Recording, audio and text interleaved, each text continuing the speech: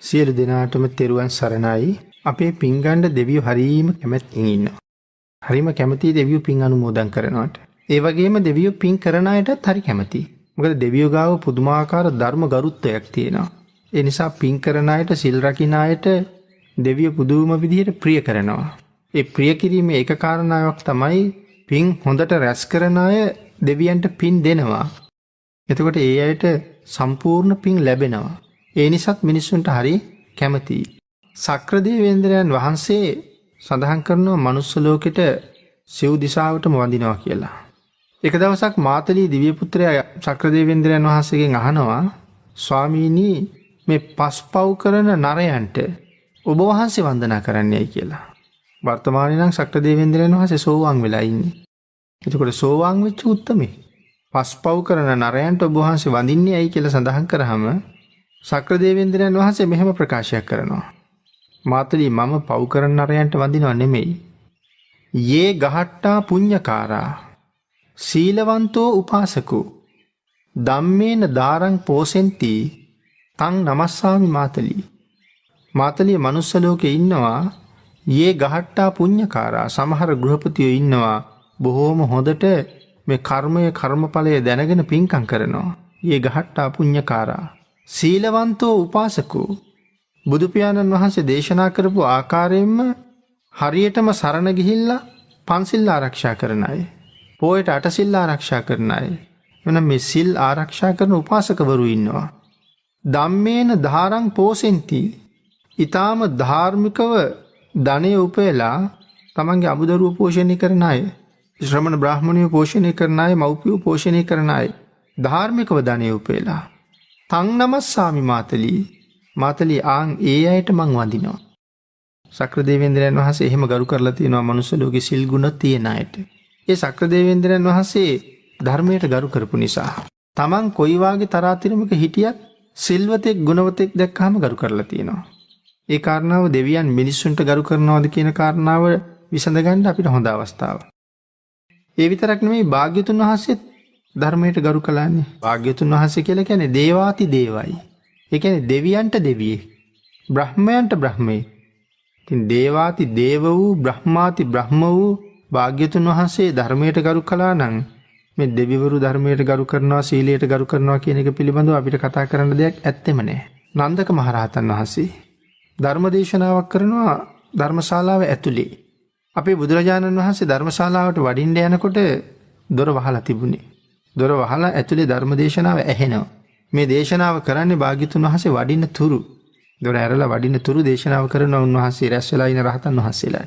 මේ ධර්ම දේශනාව කරන්නේ රහතන් වහන්සේලාට. ඒ කියන්නේ රහතන් වහන්සේලා බණ ඇහුවා.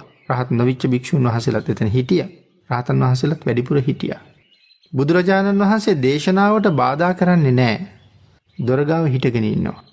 භාග්‍යතුන් වහන්සේ නොවැඩිය නිසා ධර්ම දේශනාව එළි වෙනකම්ම කරනවා. බුදුරජාණන් වහන්සේ එළි වෙනකම්ම හිටගෙන ඉන්නවා. බණ අහනවා. ඒ කියන්නේ බුදුරජාණන් වහන්සේත් බණ අහලා. උදේ ධර්ම දේශනාව ඉවර වුණාට පස්සේ තමයි භාග්‍යතුන් වහන්සේ දොර අරින්නේ.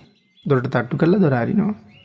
ඒ වෙලාවේ තමයි ස්වාමින් වහන්සේලා අහන්නේ, ස්වාමීනි භාග්‍යතුන් වහන්සේ කොයි වෙලාවෙ මෙතෙන්ට වැඩියද කියලා. ඒ වෙලාවේ සඳහන් කරනවා නන්දක දේශනාව පටන් ගන්නකොට තමයි මම මෙතෙන්ට වැඩියේ කියලා. ස්වාමීනි එළි වෙනකම්ම භාග්‍යතුන් වහන්සේ හිටගෙනද කියලා ඇහුවා. සඳහන් කරනවා නන්දක ඔබ දේශනාව කල්පයක් කළා නම් මම කල්පෙම හිටගෙන ඉන්නවා කියලා. ඒ තරම් භාග්‍යතුන් වහන්සේ ධර්මයට ගරු කරලා තියෙනවා. ඉතින් මේ කාරණාවත් එක්ක තව අපිට බාහිරට කතා කරන්න පුළුවන් අද අපි ගාව තියෙන ධර්ම ගරුත්වය කොච්චරද කියලා. ධර්ම දේශනාවක් කරන තැනක දුරකථනම කීයක් නාද වෙනවද? බණ අහන අයටත් බාධා කරමින්, දේශනාව කරන අයටත් බාධා කරමින්. ඉතින් අපි ගාව ධර්ම ගරුත්වයක් ඇත්තෙම නැහැ. ඊළඟට දෙවියෝ ගරු කරනවද කියන කාරණාව. දැන් දෙවියෝ සීලයට ගරු කරනවා. දැන් ඒකට භාග්‍යතුන් වහන්සේ ධර්මයට ගරු කරනවා. මෙතන සීලයට ගරු කරනවා කියලා කියන්නේ ධර්මයට ගරු කරනවා කියන එක. අපිට තව එක කාරණාවක් මේකට සඳහන් කරන්න තිබුණොත් භාග්‍යතුන් වහන්සේ කොච්චර මේ සිල්වතාට ගරු කළාද කියලා ඇහුවොත් අපේ බුදුරජාණන් වහන්සේ එක අවස්ථාවක ජේතවනාරාමේ වස් සමාදන් වෙලා භාග්‍යතුන් වහන්සේ වස් පවාරණය කළා වඩින්න සූදානම. මේ වස් පවාරණය කළා භාග්‍යතුන් වහන්සේ වඩින කාරණාවම විශේෂ කරුණු කීපයක් සාකච්ඡා කරන්න තියෙනවා. මේ කාල වේලාව නිසා ඒ කරුණ ගැන සඳහන් නොකර අපි සඳහන් කළොත් භාග්‍යතුන් වහන්සේ වඩින්න යනකොට අනාථපිණ්ඩික සිටුතුමා ගිහිල්ලා ආරාධනා කරනවා, ස්වාමීනි තව ටික කාලයක් වැඩ ඉන්න කියලා. කොසල් රජුරුත් ගිහිල්ලා ආරාධනා කරනවා. විශාකා මහ උපාසිකාවත් ගිහිල්ලා ආරාධනා කරනවා. බුදුරජාණන් වහන්සේ ප්‍රතික්ෂේප කරනවා ආරාධනාව. නෑ මට ලෝකචාරිකාවේ ධර්මචාරිකාවේ වඩින්න ඕනේ. මහා මණ්ඩලයේ වඩින්න ඕනේ. ඒ නිසා දැන් මං වඩින්න ඕනේ කාලය කියලා මේ රජුරුව විශාකා මහ උපාසිකාව මේ මාලිගාව හදලා දුන්න අනාථපිණ්ඩික සිටුතුමා ආරාධනා කරුවත් පිළිගන්නේ නැහැ ආරාධනාව. අනාථපිණ්ඩික සිටුතුමා මාලිගාවට ගිහිල්ලා කනස්සල්ලෙන් පැත්තක වැටිලා ඉඳගෙන ඉන්නවා. ඉඳගෙන කල්පනාව. ඒ වෙලාවේ මේ ගෙදර සේවිකාවක් ඉන්නවා පුන්නා කියලා. පුන්නා ඇවිල්ලා අහනවා සිටුතුමනි මේ කනස්සල්ලෙන් ඇයි කියලා. සඳහන් කරනවා පුන්නා මට භාග්‍යතුන් වහන්සේ තව ටික කාලයකට නවත්ත ගන්න බැරි වුණා කියලා. ඇයි ඒ කියලා අහනවා. ආරාධනා කෙරුවා මට තව ටිකක් පින් කරගන්න. නමුත් භාග්‍යතුන් වහන්සේ බාරගත්තේ නැහැ. ඒ වෙලාවේ පුන්නා අහනවා සිටුතුමනි මම භාග්‍යතුන් වහන්සේ නවත්ත ගත්තොත් මට මොනවද දෙන්නේ කියලා. ඒ වෙලාවේ සිටුතුමා සඳහන් කරනවා පුන්නා ඔබට ඒ වැඩේ කරන්න පුළුවන් නම් මං සදාකාලිකව ඔබ දාස භාවයෙන් නිදහස් කරනවා කියලා. පුන්නා යනවා බුදුරජාණන් වහන්සේ වඩින මගට. භාග්‍යතුන් වහන්සේ ගමන ආරම්භ කරලා තියෙන්නේ. ගිහිල්ලා පාදමූලයේ වැටිලා වඳිනවා. වැඳලා කියනවා ස්වාමීනි මට අනුකම්පා කරලා භාග්‍යතුන් වහන්සේ තව ටික කලක් මේ ප්‍රදේශයේ වැඩ වාසය කරන්න කියලා. බුදුරජාණන් වහන්සේ අහනවා පුන්නා ඔබ අකෘතඥ කාන්තාවක්. ඒ කියන්නේ සිල් ගුණ පුරන්නේ නැති කෙනෙක්. තාම සරණ පිහිටලා නැති කෙනෙක්. ඉතින් මා මෙහෙ නවතින්න කියන්නේ ඔබ මොන වගේ කාරණාවක් නිසාද කියලා.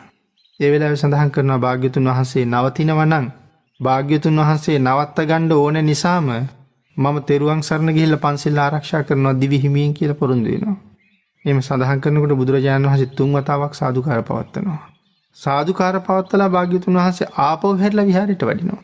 පුන්නා තෙරුවන් සරණ ගිහිල්ලා පන්සිල් රකින්නවා කියලා පොරොන්දු වෙනවා නම් භාග්‍යතුන් වහන්සේ නතර වෙනවා. සරණ ගිහිල්ලා සිල් ආරක්ෂා කරන කෙනෙක්.